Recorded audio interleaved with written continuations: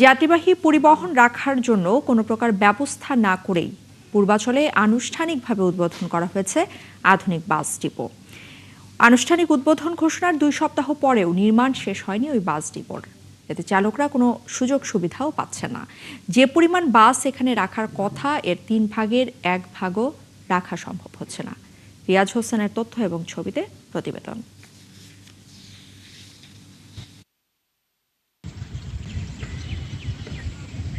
16 জুলাই পূর্বাচলে নতুন শহরের 2 নম্বর সেক্টরে উদ্বোধন করা হয় আধুনিক বাস ডিপো।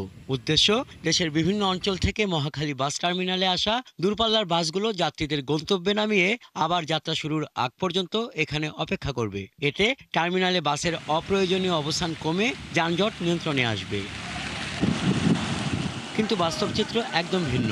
অধিকাংশ পরিবহন চালক এখনো আগের নিয়মেই বাস পরিচালনা করছেন। কারণ উদ্বোধনের 2 সপ্তাহ পরেও পূর্বাচলের বাস ডিপোতে চলছে মাটি ভরাট ও সমান করার কাজ। 300 ফিট সড়ক থেকে ভেতরে প্রবেশের রাস্তাগুলো বেহাল।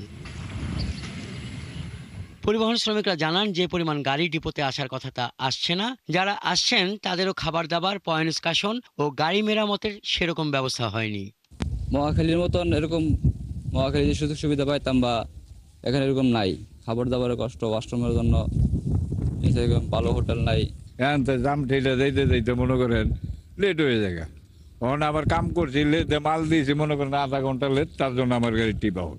টার্মিনালটা বানাইছে ওনারা, এখনো কমপ্লিট হয় নাই। তারপরে এখানে আমরা মনে করেন ঢুকায়া রাখার মতো ভালো জায়গা পাচ্ছি।